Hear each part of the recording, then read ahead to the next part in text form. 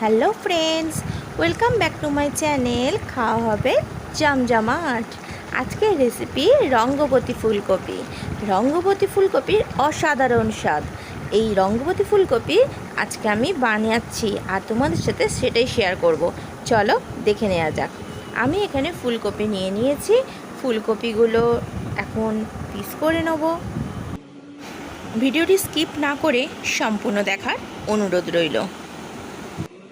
ফুলকপি, টমেটো আর আলু এই দিয়েই বানাবো আজকের রেসিপি, আর সঙ্গে থাকছে ধনেপাতা। রঙ্গবতী ফুলকপি রেসিপিটি অসাধারণ স্বাদে ভরা, একবার হলেও বানিয়ে দেখুন। আমি এখানে কিউব করে আলু কেটে রেখেছি আর ফুলকপিগুলোও আমি সমান মাপের করে কেটে নিয়েছি। এটা 5 মিনিট জলে ভিজিয়ে রাখবো। এদিকে গ্যাসে একটা পাত্রে জল বসিয়ে দিয়েছি। জলটা ফুটতে শুরু করেছে। এখন জলটা ফুটে উঠতে আমি এর মধ্যে দিয়ে দিচ্ছি 1/2 চামচ মতন নুন, আর দিয়ে দেবো 1/2 চামচ মতন হলুদ গুঁড়ো। জলটাকে এবার আমি একটু গুলিয়ে নিয়ে এর মধ্যে দিয়ে দেবো কেটে রাখা জল ঝরানো ফুলকপিগুলোকে। আমি এটা 4 মিনিট মতন ভাপিয়ে নেব। ভাপালে ফুলকপির গন্ধটা অনেকটা কেটে যায় আর ভিতরের মধ্যে হলুদ কালারটাও হয়ে যায়, তাতে ফুলকপির রেসিপিটা দেখতে অনেকটা সুন্দর লাগে। ফুলকপিটা আমার ফুটতে শুরু করে দিয়েছে। এবার গ্যাসটা অফ করে দেবো। 2 মিনিট এটাকে আরটু আমি রেখে দেবো গরম জলের মধ্যে, তারপর তুলে নেব। এদিকে গ্যাসের মধ্যে কড়াই বসিয়ে দিয়েছি, তার মধ্যে দিয়ে দিলাম তেল। তেলটা একটু নাড়াচাড়া করে দেবো। তেলটা গরম হয়ে গেছে। এখন কেটে রাখা আলুগুলো আমি তেলের মধ্যে দিয়ে দেবো। আলুগুলোকে আমি ভালো করে লাল করে ভেজে নেব। আলুটা ভাজতে ভাজতে যারা আমার চ্যানেলে নতুন বন্ধু আছো তারা চ্যানেলটিকে সাবস্ক্রাইব করে নিও, আর পাশে থাকা বেল আইকনটিতে অবশ্যই ক্লিক করো পরে নোটিফিকেশানগুলো পাওয়ার জন্য। আর যারা আমার চ্যানেলের পুরনো বন্ধু আছো তাদেরকে জানাই অনেক অনেক ধন্যবাদ। একটু আমি নুন ছড়িয়ে নিলাম আলুটা ভাজার সময়, যাতে আলুর মধ্যে নুনটা ভালো করে ঢুকে যায় আর আলুটা তাড়াতাড়ি নরমও হয়ে যায়। এবার আমি আলুটাকে একটা ঢাকনা দিয়ে চাপা দিয়ে দেবো, দিয়ে 2-3 মিনিটের জন্য হতে দেবো। ফিরে আসলাম 3 মিনিট পর। দেখছি আলুটা অনেকটা লাল হয়ে গেছে আর কিছুটা ভাজা হয়ে গেছে। আবার একটু নাড়াচাড়া করে নিচ্ছি আলুটাকে আমি।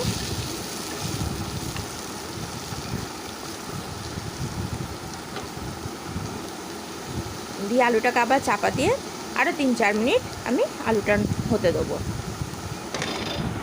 আলুটা যতক্ষণ আমি ভাজছি ততক্ষণ নতুন যারা আমার চ্যানেলের বন্ধুরা আছো তারা অবশ্যই আমার চ্যানেলটিকে সাবস্ক্রাইব করে নাও, আর পাশে থাকা বেল আইকনটিতে অবশ্যই ক্লিক করো যাতে পরে নোটিফিকেশানগুলো পাওয়ার জন্য। আলুটা ভাজা হয়ে গেছে, এবার তুলে নিলাম। এখন আমি কড়ার মধ্যে আবার তেল দিয়ে দিচ্ছি। তেলটা গরম হওয়া পর্যন্ত একটু সময় নিয়ে নেব। তেলটা একটু নাড়া করার মধ্যে আমি চারদিকে ছড়িয়ে নিলাম। তেলটা গরম হয়ে গেছে। এখন আমি কপিগুলো দিয়ে দিচ্ছি। কপিগুলো ভালো করে লাল করে আমি ভেজে নেব। কপি যদি ভালো করে ভেজে নেওয়া হয় তরকারির স্বাদটা অনেকটাই বেড়ে যায়।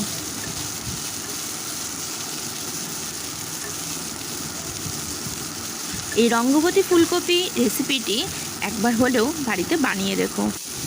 লুচি বা পরোটা যাই হোক না কেন, ভাত বা রুটি খাওয়া হবে জমজমাটি। কপিটা এখন আমি চাপা দিয়ে দিলাম।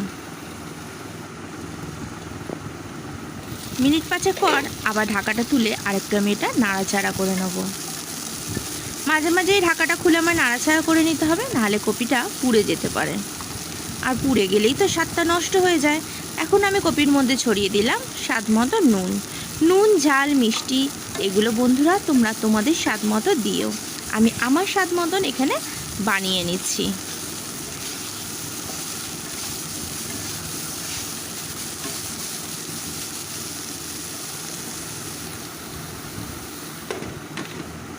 আবার এটা চাপা দিয়ে দিলাম।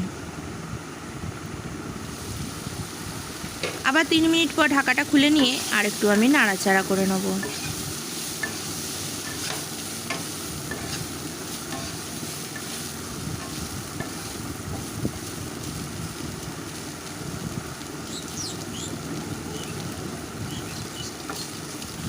ফুলকপিটা অনেকটাই নরম হয়ে এসছে, আর কিছুটা এটা ভাজতে হবে। আমি আবার চাপা দিয়ে দিচ্ছি।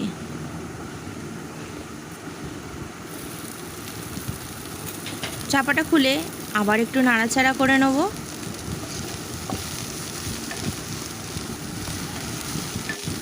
ফুলকপিটা লাল করে ভাজা হয়ে গেছে।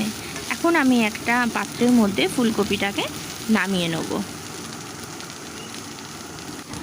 গ্রেভি বানানোর জন্য আমি এখানে নিয়েছি 3 চামচ টক দই, 1 চামচ মতো কাশ্মীরি লাল, 1.5 ইঞ্চি মতো আদা ছোটো টুকরো করে নিয়েছি ভাজা মশলা, হলুদ গুঁড়ো 1.5 চামচ ভাজা মশলা, 1 চামচ হলুদ গুঁড়ো, 1/2 চামচ লঙ্কার গুঁড়ো, একটা তেজপাতা, 2টো এলাচ, 2টো লবঙ্গ, 2টো গোলমরিচ আর 1 ইঞ্চি মতো দারচিনি, আর দিয়ে দিলাম 1.5 চামচ মতন ধনে গুঁড়ো। আর এখানে একটা মাঝারি সাইজের টমেটো নিয়েছি। টমেটোটাকে আমি পিউরি করে নেব। টমেটো পিউরি যদি দেওয়া হয় তরকারির ঘনত্বটা বাড়ে অনেকটা, আর খেতেও সুস্বাদু হয়। কড়াইতে আমি তেল দিয়ে দিলাম, আর আমার সমস্ত মশলাগুলো ওখানে রেডি করে নিয়েছি। তেলের মধ্যে দিলাম একটা শুকনো লঙ্কা, একটা কাঁচা লঙ্কা, 1 ইঞ্চি একটা দারচিনি, 2টো ফাটানো এলাচ, একটা তেজপাতা আর কিছু গোটা জিরে। ফোড়নগুলো আমি ভেজে নেব। এই সময় গ্যাসের ফ্লেমটাকে আমি লো রেখেছি। হাই ফ্লেমে রাখলে ফোড়নটা পুড়ে যেতে পারে, আর তাতে তরকারির স্বাদটাও অনেকটা নষ্ট হয়ে যাবে। ফোড়নটা কন্টিনিউ নাড়াচাড়া করে নিচ্ছি ভালো করে ভেজে নেওয়ার জন্য। ফোড়নটা ভাজা হয়ে আসলে একটা সুন্দর স্মেল বের হয়ে আসে। আমি আর একটু জিরেতে অ্যাড করে দিলাম। এবার ভালো করে নাড়াচাড়া করে সমস্ত ফোড়নটা একসাথে ভেজে নিচ্ছি।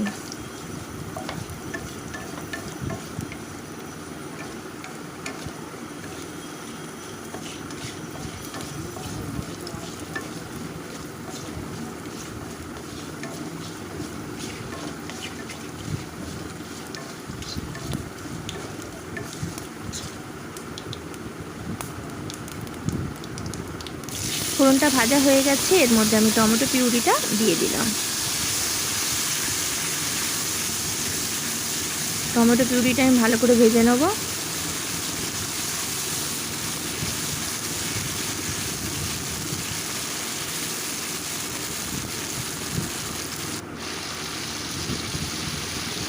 টমেটোটা ভালো করে ভেজে নিলে টমেটোর যে গন্ধটা থাকে সেটা কেটে যায়, আর তরকারির কালার ও টেস্ট অনেকটাই বেড়ে যায়, কালারটাও সুন্দর আসে।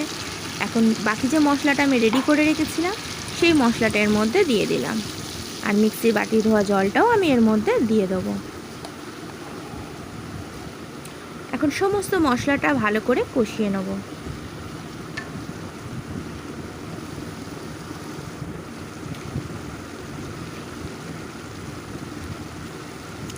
দিয়ে দিচ্ছি স্বাদ মতো নুন আর চিনি।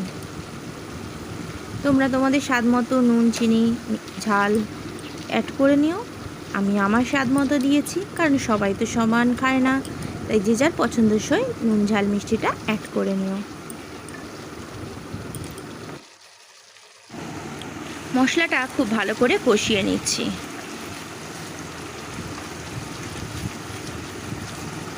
মশলাটা হাফ কষানো হয়ে গেছে, এখন এর থেকে অল্প অল্প তেল বেরোনো শুরু হয়েছে। এখন আমি এর মধ্যে দিয়ে দিচ্ছি ভাজা আলুগুলো দিয়ে একসাথেই মশলাটা কষিয়ে নিচ্ছি। তাতে আলুর মধ্যেও মশলার স্বাদটা অনেকটাই প্রবেশ করবে, আর আলুগুলো নরমও হয়ে যাবে।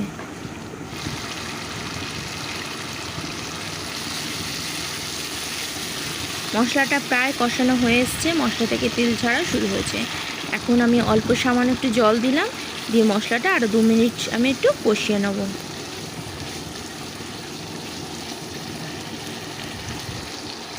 একটু জল দিয়ে যদি মশলাটা কষানো হয়, মশলাটা ভালো কষানো যায়, তরকারির স্বাদটা অনেকটা বাড়ে, মশলাটা পুড়ে যায় না। মশলা কষানো প্রায় আমার রেডি হয়ে এসছে, মশলা থেকে তেল বেরোনো শুরু হয়ে গেছে। আর একটু 2-4 মিনিট আমি মশলাটা কষিয়ে নেব, তাহলেই আমার এটা কমপ্লিট হয়ে যাবে কষানো।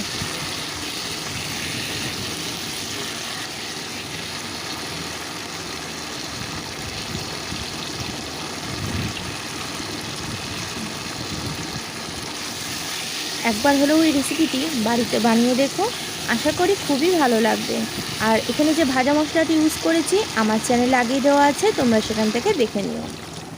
এখানে গরম জল আমি 1 বাটি মতো দিয়ে দিই। খুব বেশি আমি জল দেবো না, কারণ কপি আলু দুটোই আমার সিদ্ধ হয়ে গেছে ভাজার সঙ্গে। আর এটা একটু মাখো মাখো খেতে বেশি ভালো লাগে।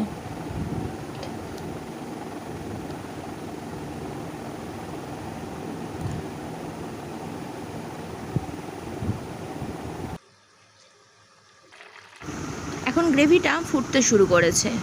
আমি একটু ভালো করে নাড়াচাড়া করে নিলাম। এর মধ্যে এবার ভেজে রাখা কপিগুলোও দিয়ে দিচ্ছি। দিয়ে ভালো করে আমি সমস্ত উপকরণগুলো একসাথে মিশিয়ে নিচ্ছি।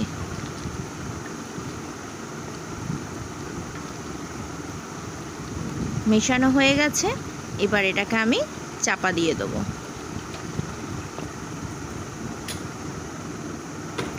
চাপা দিয়ে এটা 6 মিনিটের জন্য হতে দেবো।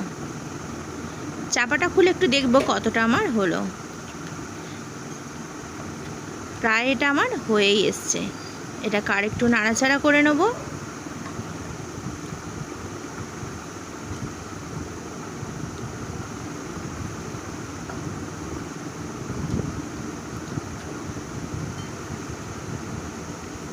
উপর দিয়ে ছড়িয়ে দিলাম কুচানো ধনেপাতা।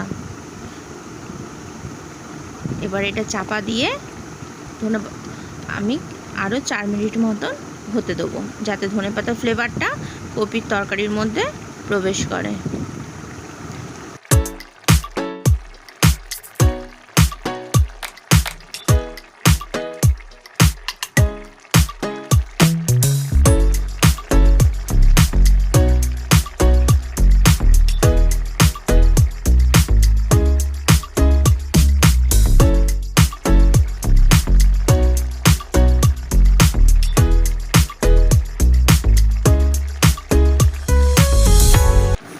রেডি আমার আজকের রেসিপি রঙ্গবতী ফুলকপি। এবার আমি একটা সার্ভিং বলে তরকারিটা নামিয়ে নেব। তরকারিটা আমার নামানো হয়ে গেছে। আর ডেকোরেশনের জন্য আমি উপর থেকে 2টো ধনেপাতা দিয়ে নিয়েছি। একবার হলেও বাড়িতে বানিয়ে দেখতে পারো, আশা করি ভালো লাগবে। আমায় কমেন্টস করে জানিও তোমাদের কেমন লাগলো রেসিপিটি বানিয়ে। লাইক করো, শেয়ার করো, পাশে থেকো। ভিডিওটি সম্পূর্ণ দেখার জন্য তোমাকে জানাই অনেক ধন্যবাদ। আজ তবে আসি, আবার দেখা হবে অন্য কোনো দিন অন্য কোনো রেসিপি নিয়ে। ভালো থেকো, সুস্থ থেকো। Thank you.